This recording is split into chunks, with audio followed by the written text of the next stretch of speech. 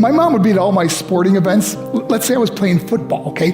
My mother would be on the sidelines, and if the play on the field started going one way, my mother would run along like, Mark, get him, get him. I'd be like, oh my gosh. I'd get in the huddle with the other guys. They go, Mark, is that your mother? I go, no, I never saw her before in my life. See, the greatest gift my mother ever gave me, she believed in me. I have overdosed on drugs on 3 occasions where I should have been dead. But I believe I was kept here for a reason. You show me your friends, I will show you your future. How do I know this?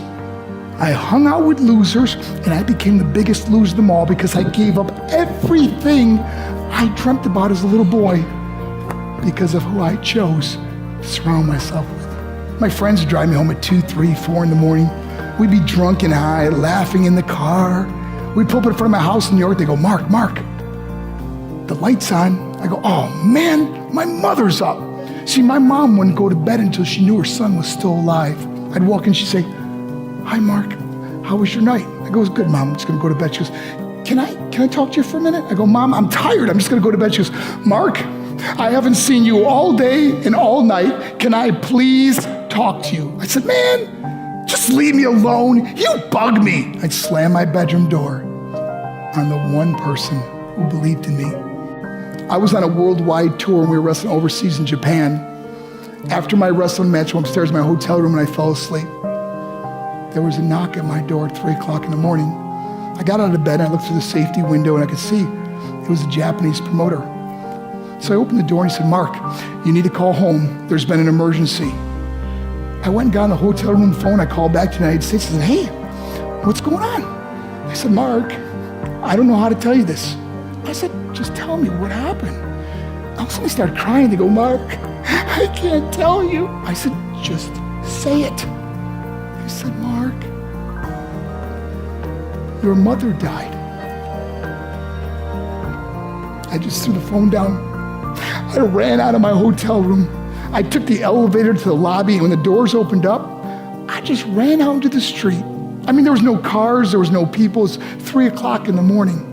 And I walked down the middle of a street in Hiroshima, Japan, and I remember looking up and just saying, Mom, I am so sorry. I flew home for her funeral, and I was so nervous to walk up to her casket, so I just stood way in the back. And I kept looking from a distance. I kept thinking to myself, Mom, please wake up. Please get up. And then I finally got the nerve to walk up to her. And as I got closer, I could see my mom for the first time. I mean, she was so beautiful. She was dressed in white. I mean, she looked like an angel. And I just stood over her and I said, Mom, you are my hero. Everything I am, everything I hope to be was because of you. You loved me so much. You gave me a life. You're the only one that ever believed in me. How did I repay her? By getting drunk, by getting high, by getting stupid, by hanging out with losers? For what? All she ever wanted to do was talk to me.